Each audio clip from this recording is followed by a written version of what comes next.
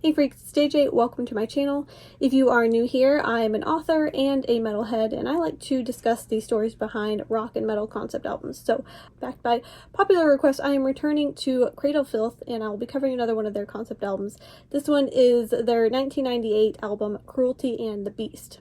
And so, this album is based on the historical figure of Elizabeth Bathory, and it's kind of funny because before I did any research for this album, I didn't realize how similar it would be to the other concept album that I covered by them, Godspeed on the Devil's Thunder, which talks about the life and crimes of Gilles de Rais.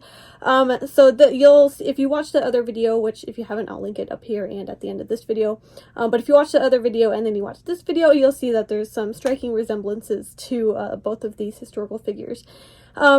This story is basically about Elizabeth Bathory, who, if you don't know, lived from 1560 to 1614, and she's known as being like the first female serial killer in recorded history.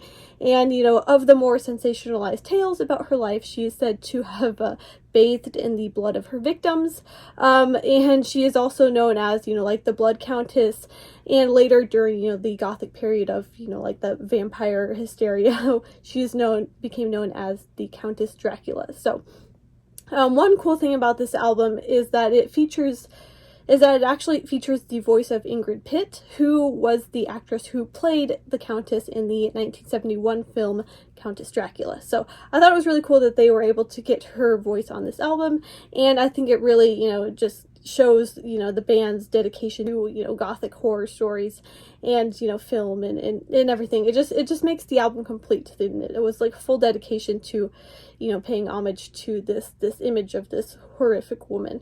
I'm really excited to talk about this insane, crazy woman. But before we get started, make sure you hit subscribe if you haven't already, and do all the likes and shares and bell ringing and all that junk. Also, I invite you to join my metalhead community. Link will be down in the description. You can sign up and get bonus content from me if you're interested, and it is 100% free. Anyway, let's get started on this bloody tale.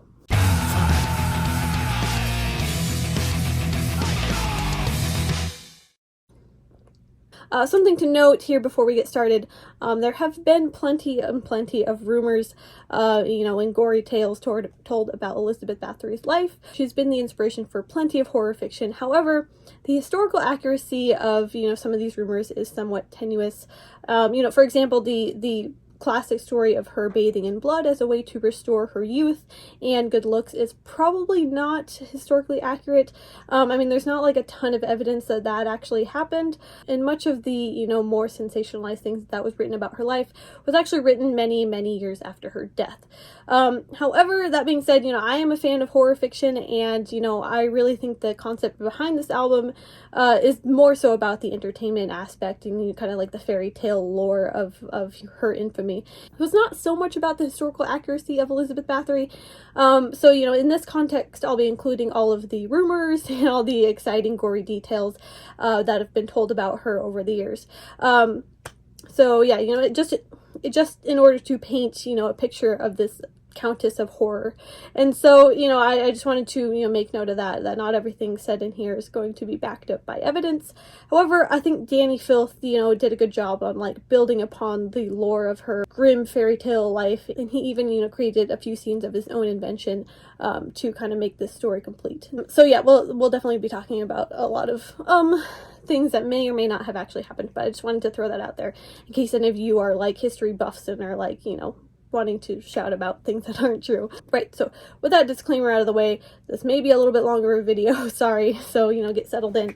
But we're going to jump right into track number 1, Once Upon Atrocity. So this is just an instrumental track, and it just kind of sets that, Gothic horror story, feel that we're going to get throughout the rest of this album. So just setting the tone and the feeling for what is to come. And then we go to track 2, 13 Autumns and a Widow. So, this track tells of Elizabeth's birth and early life and how she was raised to be a devout Protestant. However, she definitely reveled in defying God every chance she got and, performing all kinds of sins and sacrilege, at every opportunity. And so, A little bit, background on Elizabeth herself. She was born in 1516 in Hungary to one of the wealthiest families in the region. Also, fun fact, the Bathorys were said to be descendants of Vlad the Impaler, who, of course, is the real-life inspiration for the character of Dracula. So that's where we kind of get the Lady Dracula, idea of her.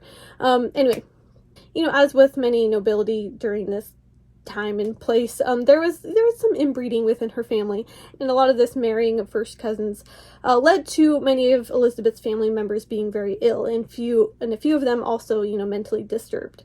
And so Elizabeth herself was epileptic, as were many of her relatives, and so perhaps due to the influence of all these crazy people in her family, she as a child was very drawn to violence. And so there's one story that I found fascinating, which was how she was really enjoying watching the torture and execution of a man who was, I think, just guilty of like thievery or something. But he was actually sewn into a horse, like horse cut open. He was sewn in and left to rot and die. And she and Elizabeth, seeing this as a young impressionable child, just reveled in this and enjoyed, just laughed and enjoyed watching this awful thing take place. So yeah, that just kind of like gives you a glimpse into, how demented and, messed up she was even at a very young age. It was also widely known that she was extremely beautiful even at a very young age. And so she was engaged to a Hungarian count named Ferenc Nadasky, probably not saying that right, I am sorry. But she was very young when she got engaged, but before she was married, rumor has it that she had an affair with a peasant. And so this track really kind of paints the picture of her kind of stealing out of the castle to, in the middle of the night to go meet her lover in the woods. This may or may not be historically accurate, but rumor has it that she got pregnant at the age of 14 with one of these peasant lovers that she had. And so, after she got pregnant, her mother kind of took her away to have the baby in secret, and Elizabeth gave birth to a daughter who was then, spirited away and never seen again. But, then once her fiance found out about, what had happened, they tracked down the peasant who impregnated her, had him castrated, and thrown to a pack of wild dogs to be eaten alive. And so, I believe that this track is sort of Elizabeth looking back on this time, after her husband has died, and, she's now a widow, and she is sort of just reflecting happily on, this time in her life, and how it was sort of like the first step in her embracing this brutal life that she would eventually lead. And it tells about her promiscuity at a very young age. We then get to track 3, Cruelty Brought 3 Orchids. So soon after Elizabeth gave away her firstborn child, she was married, and her husband, Ferenc Nadasky, eventually became an extremely powerful and respected war hero. But it was said that her husband was known to be super violent, and together they sort of bonded over torturing their servants. And so I think Ferenc definitely had a huge influence over, teaching Elizabeth how to torture her servants. And that was just like an activity that they partook together as, as a couple together. However, he was away at war a lot of the time, and so Elizabeth bore no children for the first, 10 years of their marriage, despite having multiple lovers and affairs during this time, supposedly. So yeah, he was gone a lot at war, and so, when he was there, she was having trouble conceiving an heir. And if you want to believe the rumors, it is said that she then turned to witchcraft in order to conceive an heir. And so these 3 orchids referred to in this track, I believe, refer to the 3 witches that Elizabeth invited into her life. That being Helena Jo, Dorothea Sentes, I'm probably saying that wrong, and Anna Darvoila.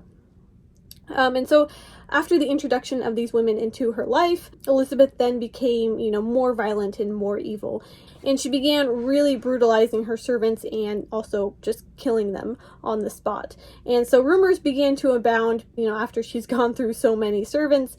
However, she was too powerful at this time to see any consequences for her actions. Also, during this time period, it was also very common for the nobility to treat their servants really brutally. The lower class was seen as, less important, less human than the nobility was. And so it was common to, really brutalize and treat your servants really awful. So yeah, at this time, Elizabeth would have seen no consequences for basically just murdering her staff. And this track also explores how incredibly vain Elizabeth was. She, of course, like I said, was said to be incredibly beautiful, but she also spent, hours in front of the mirror each day, just, getting ready and agonizing over every little thing. And also, meanwhile, tormenting and punishing any servant who didn't perform to her standards, during this morning routine that she had. So with the help of her 3 witches, Elizabeth's torture of her female servants grew even crueler. All means of torture equipment was regularly used and experimented with. Of the more, depravitous things she is said to have done to her servants, she is said to have bitten chunks of flesh from these women, beaten them until they were unrecognizable, and even forced her victims to consume their own flesh. So yeah, some pretty brutal shit there. Anyway, during one of her bloodier torture sessions with her fellow witches, a splatter of blood landed on Elizabeth's face.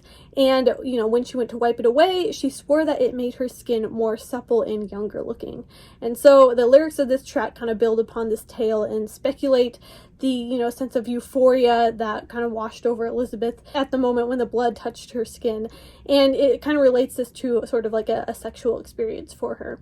And so, Elizabeth had this rapturous realization and felt, the blood was the key to everything that she desired. And so she began collecting the blood of her victims and having it brought up to her chambers where she would bathe in it regularly. Track 4. So Elizabeth did eventually have a number of children, so if you want to look at it from the whole witchcraft perspective, then, her meddling in the dark arts was successful. So I think this track goes into Elizabeth's sexual escapades. I think the lyrics of this track kind of show her appearing before court as, this like dazzlingly beautiful, refined countess. But in secret, her facade was actually held up by, blood magic and evil.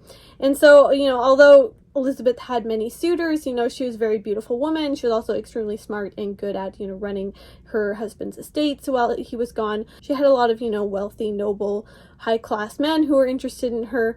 However, she enjoys, much like in her teenage years, slipping out of the castle to lie with men of the dirtiest class and engage in these really depravitous sexual acts, which of course are, the lyrics are related back to Satan, because you can't have a Cradle of Filth album without referencing Satan every once in a while. And so her sexual desires are metaphorically seen as her lying with the beast, being Satan. It is also most likely that she was obsessed with women as well and bisexual and got some sexual pleasure out of seeing these women stripped naked and torturing them. So she slept with men and women, and only through these sexual encounters does anyone really see, aside from her victims of course, her true face, which is pure evil of course. Track 5, Venus in Fear. So this is another just instrumental track, but with overlays of tortured screams alongside moans of pleasure. So that brings us perfectly into kind of the subject of our next track in track 6, Desire and Violent Overture. So in this track, we get to see some of the ways in which Elizabeth tortured her victims, all of whom were young, pretty girls, mostly under the age of 18. And so of some of the things that it is alleged that she did to, torment her servants, she would strip them naked and have them pushed out into the snow where water would be thrown over them until they froze to death. And there's actually a painting of this being depicted. She was also prone to violent outrages where she would just kind of kill a servant on the spot. It said she once ripped off a jaw of one of her servant girls, ripped the jaw clean off. If you can imagine how angry you would need to be in order to rip someone's jaw off. But yeah, basically she would cut them, burn them, and generally just, play around with different torture techniques, getting more and more creative as she went along. She had this cage with spikes pointing inward where she would, strip girl naked, cage her in, string her up, and have her pierced with spears until she bled to death. And I like to imagine her standing beneath this cage that is strung in the air and just kind of getting showered by blood as one of her rituals to try and preserve her youth and her good looks. So, like I said before, it's very likely that Elizabeth was bisexual, and there was definitely a sexual component to her murders, which definitely made her a sexual sadist with a hidden lust for the women that she tortured and killed. So yeah, as time went on, she began to, lure women to her various castles and torture and kill them. And then, she had a number of ways to, you know, get rid of the bodies. She would burn some of them, bury some of them, and some of them she would just toss them over the castle walls, forget about them, and leave them to the wolves.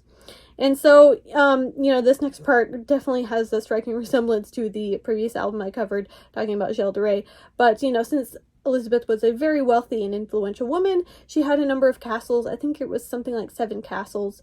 I could be wrong, but she set up a network of victims between all of her castles. So she could move from castle to castle and have, you know, an ample supply of women to torture and kill. And because she was so powerful and influential, it was easy for her to find servants from the impoverished lower class who were more than happy to escape their circumstance to come live in a castle. Little did they know they would be tortured and killed. However, you know, over the years, the rumors did definitely catch up with her.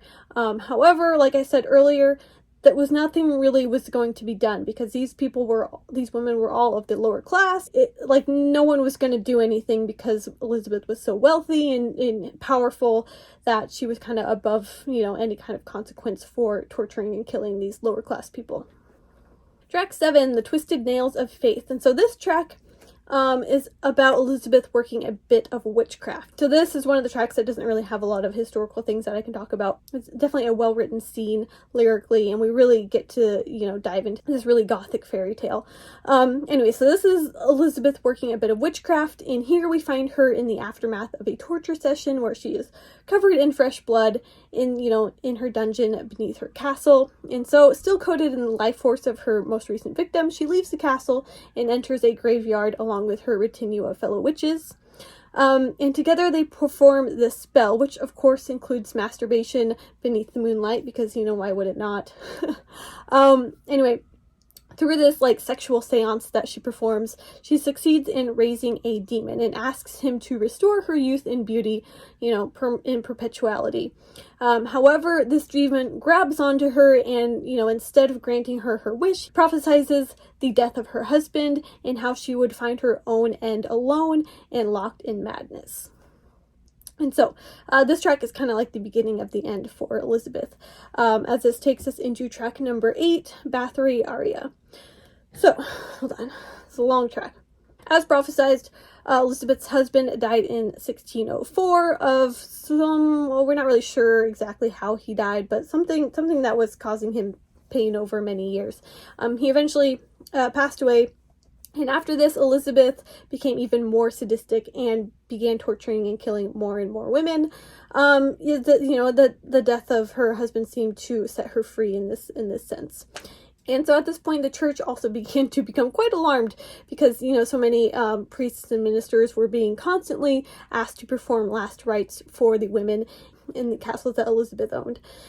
And so, I think the first part of this track, I believe, is told from the perspective of a minister who knows of Elizabeth's murders and how, he wishes that he could do something to stop her. However, at this time, like I said, Elizabeth's wealth and noble status made her nearly untouchable. But historically speaking, we do in fact have evidence of a letter written by a minister criticizing Elizabeth for her brutal treatment and, murder of her servants.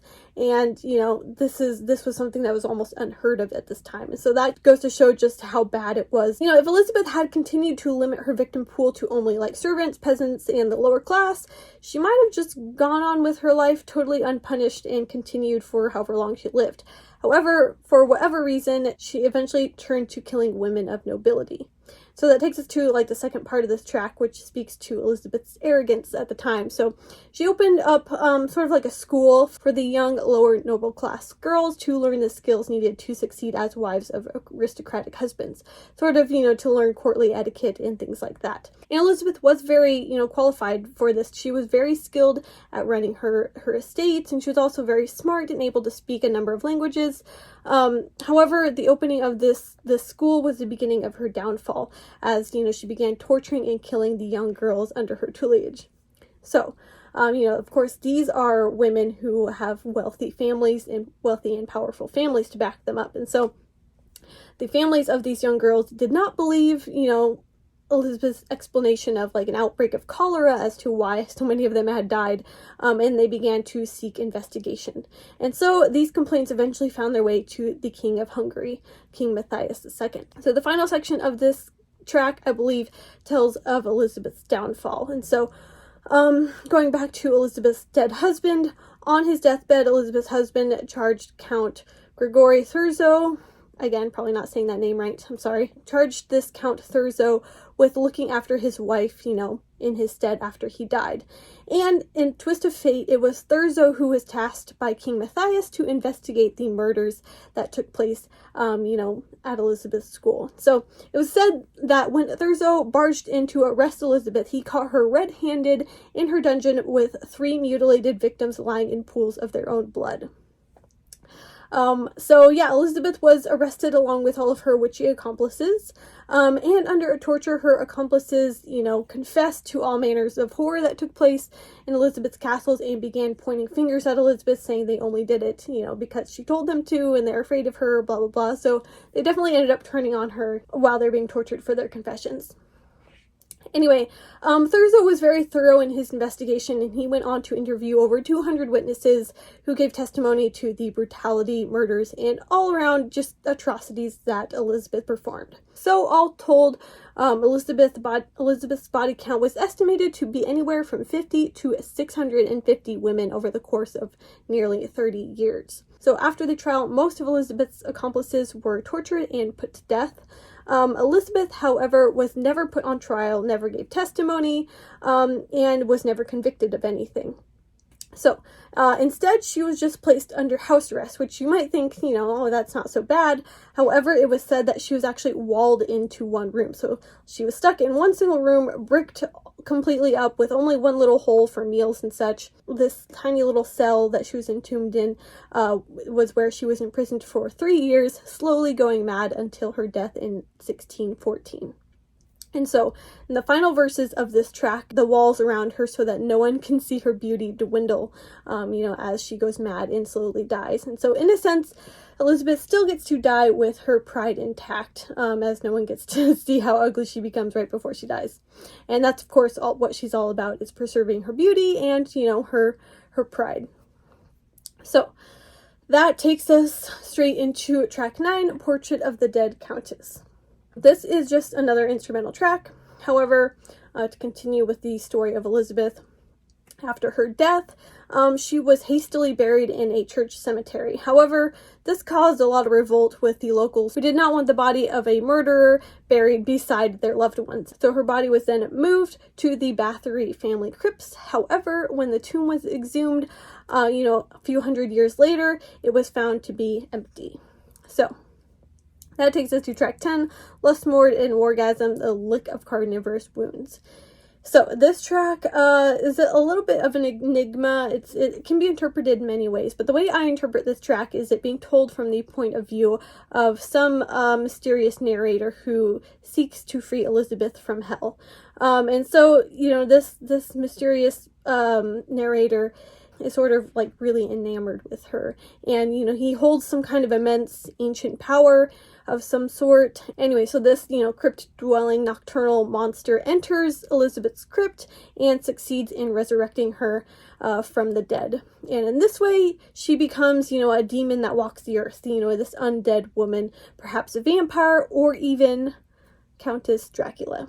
So I thought that was a cool way to kind of bring it full circle, and I thought it was, fitting considering that having Ingrid Pitt, who was the actress from Countess Dracula, to kind of take the sort of fantastical gothic horror stance for the end of this story. But yeah, that's it for this concept album. I really enjoyed learning about Elizabeth Bathory, both the historical facts and, the fairy tale type lore behind this infamous woman. And I also thought it was really interesting to see, again, the similarities between Elizabeth Bathory and Gilles de Rais from Godspeed and the Devil's Thunder. Much like Gilles de Rais, I think, it's also worth noting here that there are some modern day scholars that believe Elizabeth was actually innocent. So yeah, hear me out. There is a little bit of, compelling evidence that Elizabeth was set up by King Matthias, who owed the Bathory family a lot of money, and, getting her out of the way would be getting him free of his debts. And also Count Thurzo, who led the investigation into Elizabeth, had vested interest in, seeing Elizabeth put away, because then he would have had an easy claim to her estates and all of her vast wealth.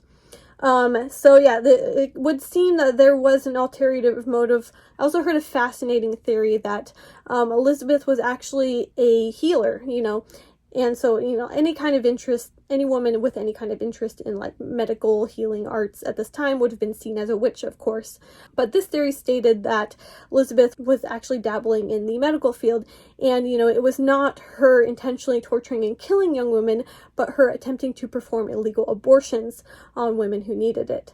And so, that is where we get all these accounts of these mutilated corpses, because Elizabeth, of course, had many trials and errors, and mostly errors where she was trying to help these women, but ended up brutally murdering them on accident. So yeah, I thought that was fascinating, something that I just kind of wanted to throw out there in case you are curious as to some of the historical accuracy of these stories and alternate, theories on her life. If you want my personal opinion, I do think that there is more evidence that Elizabeth was actually, the cruel and despicable woman that this tale tells.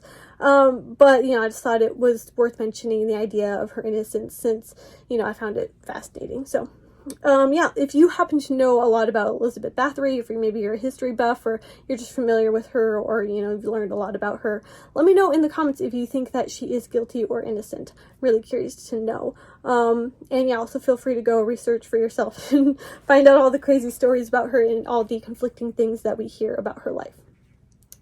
Anyway, that is it for this concept album. Thank you guys so much for tuning in. I know this was a bit of a long video. Anyway, yeah, drop down in the comments. Let me know what you think of this concept, and let me know if you interpreted any of the songs differently or had a different take on this, historical aspect, or if you have any other just cool, fun facts about Elizabeth Bathory and her family and all this craziness. Please drop all of that down in the comments, or just say hey down in the comments and let me know how much you love Cradle of Filth. Again, make sure you hit subscribe and do all the fun things. And also join my Metalhead community. Link is down in the description. Anyway, thanks for watching. Till next time.